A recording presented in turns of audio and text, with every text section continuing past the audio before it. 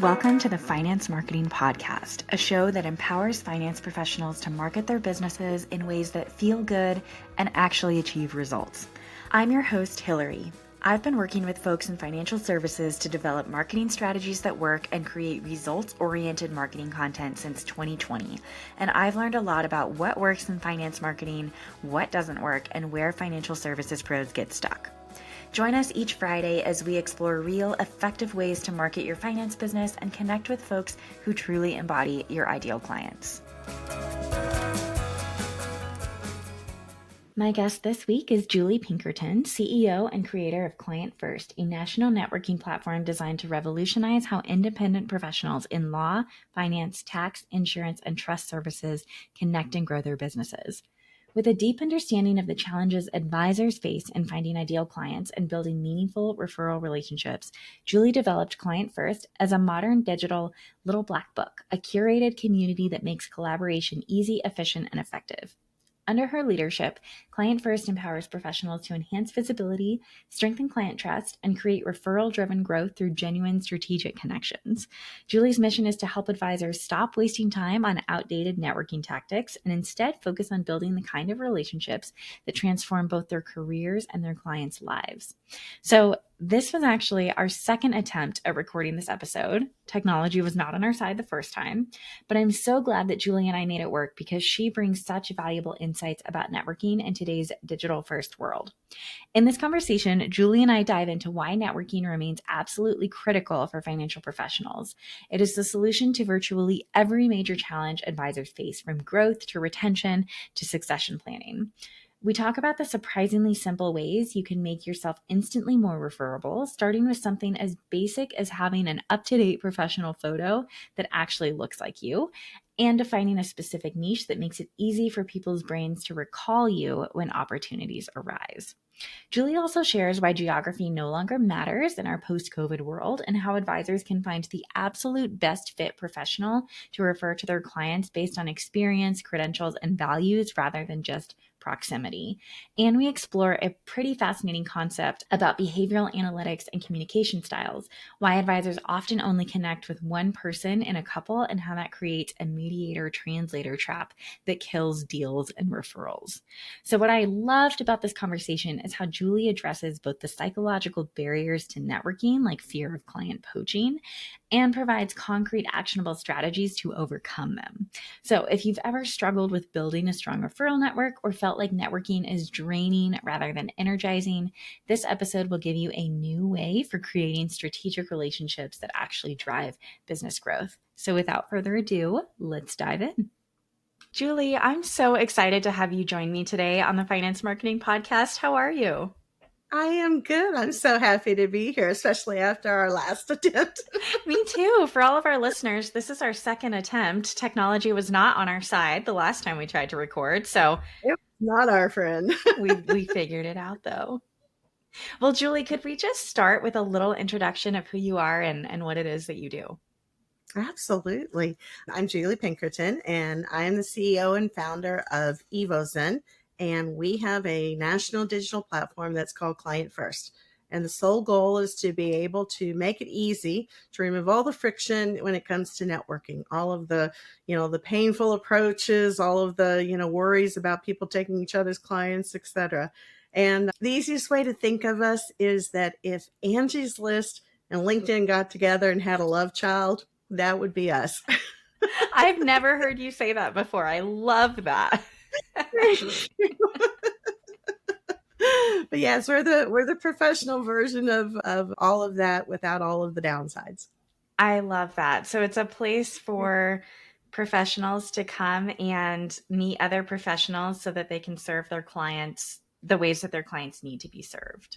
Absolutely. It's amazing how many people in the service industries in general, and we primarily work with insurance, investments, legal, tax, and banking and trust. And a lot of people don't realize that how introverted we all really are. Mm-hmm. And yet we work with people, so people think that we're extroverted. And the reality is that a great majority of people in service businesses are very introverted. Mm-hmm. And so networking is hard.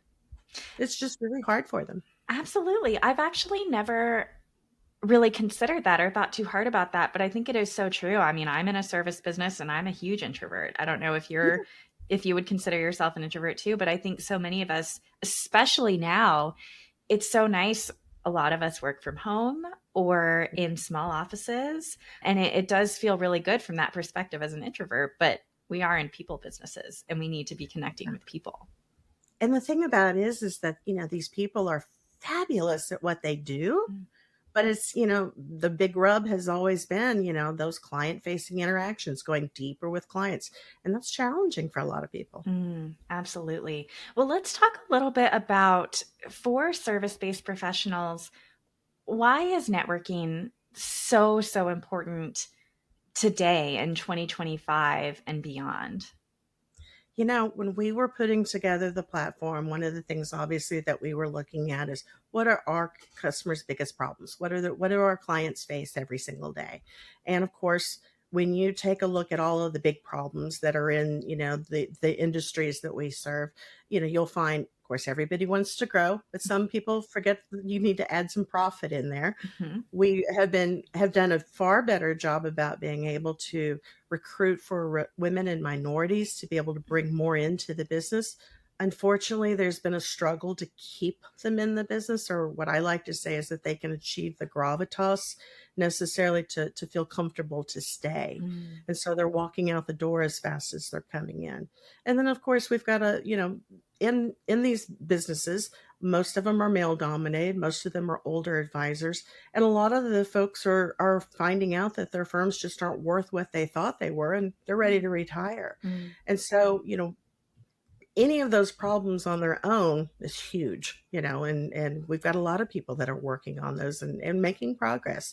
But the thing is that when you take that overlap of all of them, it all comes down to one thing. From the very first day that you're in business to the very last day in business, you got to have a steady stream of qualified people. Mhm. And so our goal is to be able to make that one thing simple. That's great because I think one of the easiest ways to bring on new clients is to develop relationships with people who are already working with those clients because you get the trust by association. I like to say, and it's like drafting in NASCAR. Mm. You're able to be able to I don't sponge on is a little bit of a hard word, but really, glom on to the fact that there already is a trust factor there. And whether people realize it or not, and especially I think as AI continues to grow in popularity, trust and humanness is so critical. And not only are you able to be able to draft on the trust that they've already have, but you have a person who recognizes that they have a problem, is ready to deal with that problem. And if your center of influence is doing their part, they know that, that you're the right person to be able to help them. Mm. I feel like there's such a sticky tension sometimes between people who want to develop their network and develop their referral partners. I think you mentioned it at the beginning, the fear that, oh, someone else is going to take all my clients, or I'm going to be the only one who's giving referrals and I'm not getting any back, or, things like that. What can you say about that? Know it from the people who you work with. It's a huge problem. And, I've had over 30 years of experience working with people on financial side, both insurance and investments. And, that was a very common complaint. I'm afraid they're going to take my client. And unfortunately, there are some people that don't play well. Mm. I like to say that two kids can play in a sandbox with one toy. Every once in a while, I am proven wrong. But what I find is that, first of all, we do curate people coming into our community. We don't let just everybody in. And there are people who understand that, guess what? This is a professional relationship. And in Texas, we call that we dance with those who brung you. Mm. If somebody asks you to the dance, you don't go dancing off with another boy. And so everybody who comes into this community knows that, why they're there. Again, let's take these elephants out of the room. Why they're there, that they mean to do business, that they want to do business. And obviously, you can take, but if you mess it up, we'll kick you off the platform. Absolutely. Tell me a little bit about if you've seen any really cool connections form on Oh the my God. platform. Yes. I have. We have one scenario, and I don't want to give too many details because they don't know that I'm talking about it since you just asked me the question. But it's a CPA, and the CPA is responsible for being able to grow a whole nother office for this person's firm. And I I'm trying not to use even genders. This person is has a very specialized niche. And so I'm very proud of her to be able, there we go. It's a her. Very proud of her to be able to have a very well-defined niche. And the thing about it is that the kind of people that she's working with are ultra high net worth. Okay. So obviously you've got to be very discriminating who comes into the mixture. And I said, there are three people that instantly come to mind, that one is in our community. The other two are not in our community because they don't fit our traditional, our niche, but I want to be able to refer them to you. And all three of them came back, and one of them said, I expected it to be a 30-minute Zoom call. We ended up talking for 4 hours. Whoa. And all of the people in all of the ways, because that person was able to bring people to her at a certain part of their career that she's getting them, before they get signed up with other people.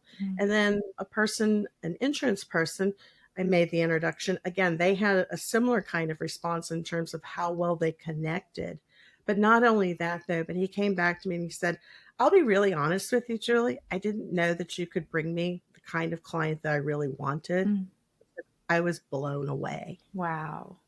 And that was like worth everything that I had put into it up to that point, because it was just such a good feeling, because that's exactly what I want people to feel. Right. Is, when you can define yourself in such a way to be easily referable, people can make some great connections for you. And this was just a literal picture perfect scenario of how all of that can come together. And she's equally pleased. That's so wonderful. You just said something that is one of my favorite phrases. I want to dig into it a little bit more. How do people make themselves easily referable?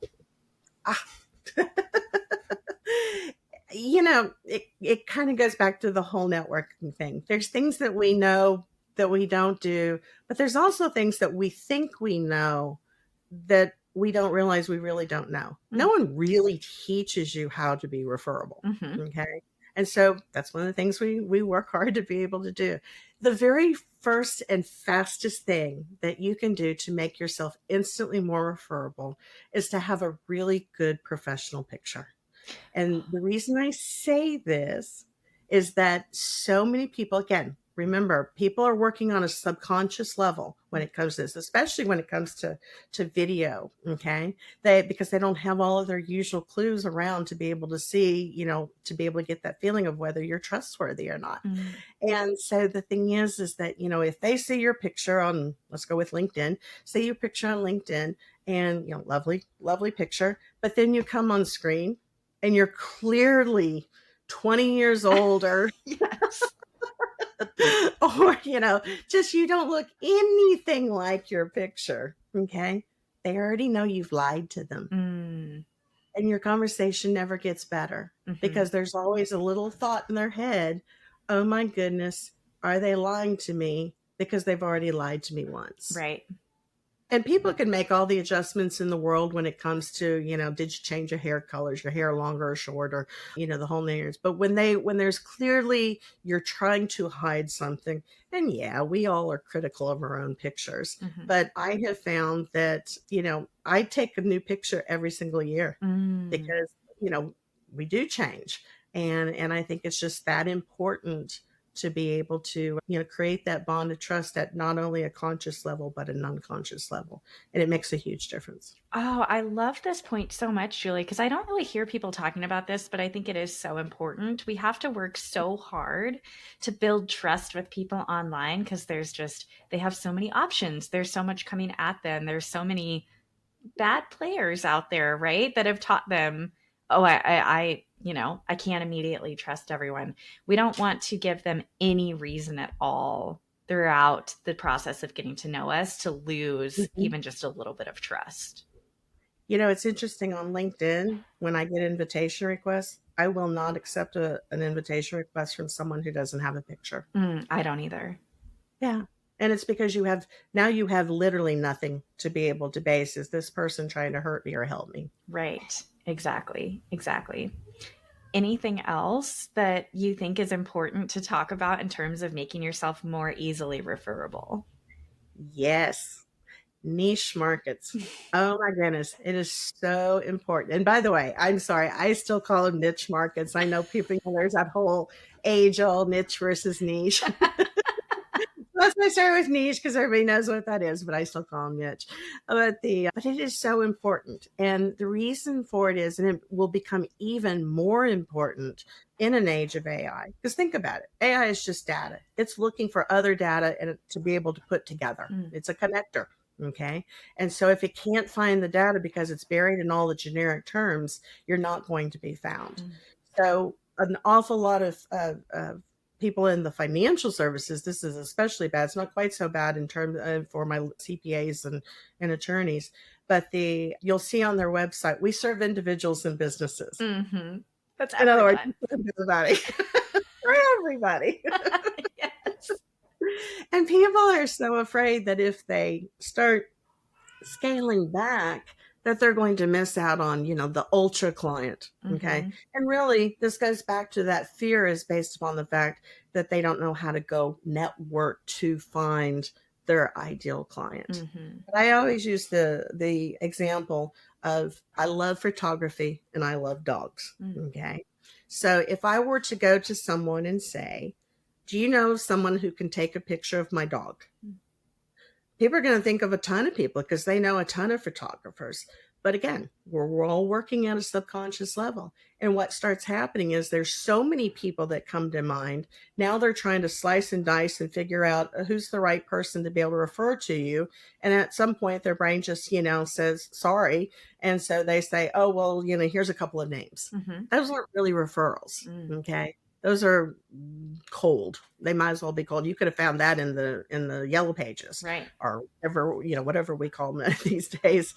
But the thing about it is that if I were to say, do you know a good dog photographer? Boom, your mind is instantly going to go to the very few people that define themselves that way. And usually the ones that do define themselves that way are very good at it because that's what they want to work with.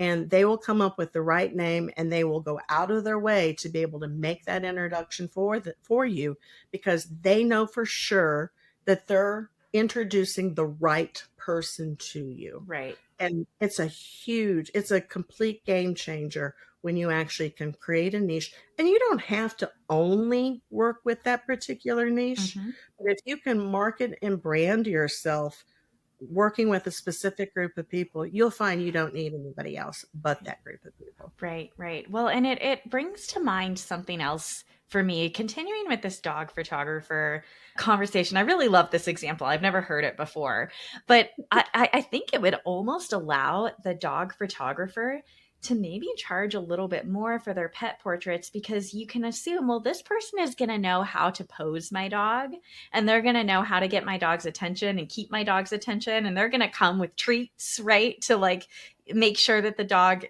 is, willing to take good pictures. I actually just had a photographer come out that I chose to take pictures of my family. And she had brought a speaker with music for the kids to keep them engaged and keep it fun and, have smiles on their face and things like that. And that's genius because I've also had pictures taken with a photographer who we weren't really happy with the pictures because the baby was just looking away the whole time. They weren't really engaging, And so I think too that when you really specialize yourself in that area and people know you've specialized in that area, that also subconsciously builds some trust there too, that, you're going to be well taken care of. It perfectly does. And, the fact that they know to be able to bring the right equipment because we have a lot of rescues and unfortunately a lot of dogs that are, strays tend to be dark colored.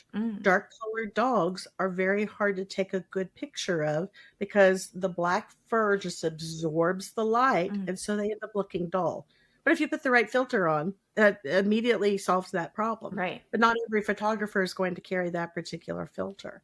And so a dog photographer, you're correct. They can charge more because the end result is going to be superior to somebody who just takes picture. Anybody can take a decent picture of a dog. Right. A decent picture. But when you see a really good picture, you know the difference, and every dime that you paid was well worth it. Yes, exactly. And I think this translates so well to financial services because different groups of people have different challenges and goals with their money. Absolutely. Mhm. You're spot on. Well, what I love about your platform, Julie, is that you've set up a really, I think, kind of unique way for professionals to connect with other professionals that serve their same niche or maybe have the same values that they do. Do you Mhm. want to share a little bit about that? Sure. You know, it's interesting because we started in the middle of COVID. Oh my gosh. But one of the things that immediately showed was that geography no longer matters. Mhm. And so the thing about it is that when you want to be able to grow your practice, obviously you want to make sure that you're spending your time. You got so much you have to do. Spend your time where you need to, and when you have the right qualified prospect in front of you, you're going to be able to get to gravitas, whether you're a woman, minority, or even, typical, straight straight white male. you know, you're going to be able to get to that gravitas much more quickly, which allows you to get to all of the other things that you need to be able to do. Mm.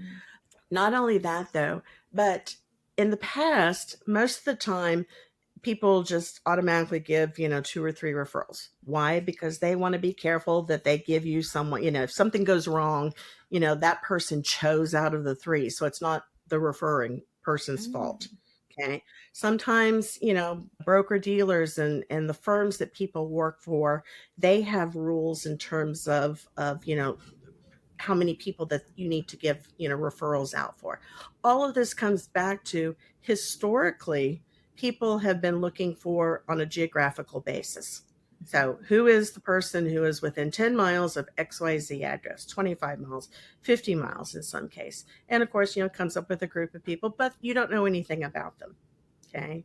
We have the ability to actually allow an advisor, and especially this is important for fiduciary advisors, to be able to go through over 100 selection points to be able to find the person that has the right niche, that has the right level of experience. They may need a certain level of professional credentials. Mm. Maybe they want to make sure that the client fits in terms of, what are the client requirements? Do they need a minimum amount of net worth to work with that advisor? All of those things allow you to be able to completely document that here is why you referred this specific person to this specific client. Mm. And as long as that person is capable of working with your client, we are in heavily regulated industries. Obviously, you have to be licensed and registered, et cetera, for the appropriate state. But the best person to help that client on that specific scenario may be local, but they also may be 5 states away. Right. But wouldn't you want the best, going back to the dog photographer, don't you want the best to be able to help you? Or do you just want the person happens to be 5 miles up the road? You may want to continue to go ahead and give them a backup of 2 or 3, but you can also explain to your client, here's why I think this person is going to best be able to help you. But here's a couple more just in case for whatever reason you want to go a different direction. Mm. The other thing that we do that also is wildly different than what other people do in terms of searching for an advisor, we use behavioral analytics. We work with a firm called DNA Behavior. They've been our partners since day one. They're out of Atlanta, Georgia. They're in over 130 companies. My goodness, they come in so many different languages. It's astounding. And they work with a significant number of the Fortune 50 companies. Mm. Okay. So, I mean, obviously, they know what they're doing when it comes to behavioral analytics. And we are able to match on people's communication style about financial topics. Wow. And that's so important because how many times have you seen a situation with an advisor where they have, let's just go with traditional married couple. Okay. So you have a husband and wife sitting there and, the advisor is getting along great with the husband. They've played golf together. They've done all of those things together and they get along great. But the wife is sitting over there and she's got her arms crossed Mm-hmm. and she's just kind of taking it all in. And what happens is we end up putting our clients into the position of being a mediator translator. Mm. And so depending upon what the strength of that family's relationship together means the difference between a sale or not. Because what's going to happen is that the husband in this example is going to get all excited. Yeah, those recommendations sound great. Where do we sign? He turns to his wife and she gives him the look, and every man knows what that look is. And they all immediately turn back around and say, we're going to think about it and we'll get back with you. And the problem is that file is going to sit on your desk, soaking up psychic energy, time, effort, and attention that's not productive. And it all comes down to that advisor never communicated to the second person in that relationship. Mm-hmm. And not the second in terms of importance, but just there's two people in that relationship, and both of them have to be able to sign on to the recommendations. Mm-hmm. And the reality is, a lot of times, the reason that the advisor and the husband in this example got along so well was because they're a very similar communications style. But if she is, if you're at 12 o'clock and she's at 6 o'clock, you've not connected with her unless you've modified what you say. Right. Not because she's a woman in this particular example, but because literally that's just not how she communicates when it comes to money. And until you can communicate with her in a way that she feels comfortable, you're forcing that first partner to make that translation for you. Right. And and obviously if they have a great relationship and good communication, that'll happen. But if they don't, for whatever reason, then that's not going to ever become a client, and you're going to be frustrated and you're not going to understand why. Simply adding that one component completely changes the ability for that client to sign on the dotted line. You're going to get them to the bottom line a lot quicker, which is fabulous for them, because those recommendations are obviously to help them solve their problems and get to the goals that they're trying to get to. And of course, you're going to get paid. Right. And that's probably going to result in a longer relationship as well. It's going to be so much easier to retain them when you have both people on board. Exactly. I mean, the statistics are still the same. There's a humongous, almost, depending upon which version you read, there's about a 70% chance that if that husband died, that wife would immediately leave that advisor. Mm-hmm. In this particular case, now there's a relationship with both of them. And the important thing, too, is that relationship is built on the strength of both individual and as a partner. And that's huge. Mm-hmm. That is so huge. And again, going back to the subconscious mind, both parties are going to feel valued. And that is going to, like you say, improve retention. But that's also, think about the number of referrals that are going to come when both parties are happy. Right. Because now you have two people out there looking out for you. Right. Well, Julie, this has been so helpful. Is there anything that I haven't asked you yet that you think would be important to round out this conversation? We try to make it really simple. We want people to come take a look.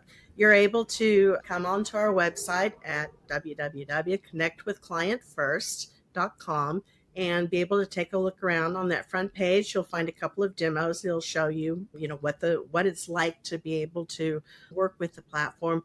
All of the people on the platform are subscribers, and we make it very simple. We've got two tiers. We've got one for the person that just wants basically a presence. And the second one is one who really wants to dive in deep and really amp up their networking game.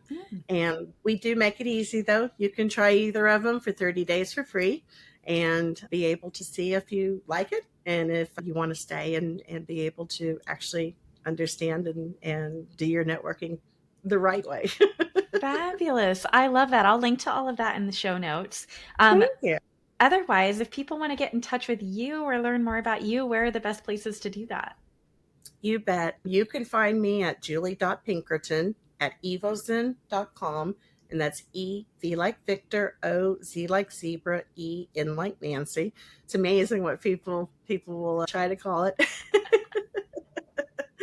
And you can also you can call me on 615-830-9330.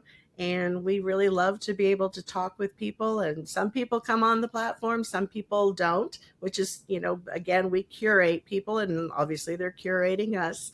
But we also like to know who is out there, because the thing about it is at the moment it may not be a fit, but in all of the conversations, I'm talking to a ton of people every single day. And sometimes, they're a fit, sometimes they're not. But it may be just like that person, that I said I referred 3 people to her and 2 were not on our platform. For whatever reason, that may still be a good fit. So I still may be able to get you a referral. I love that, Julie. Well, thank you so much for coming on and sharing all of these insights with us. It's been so good. Thank you. Thanks for having me.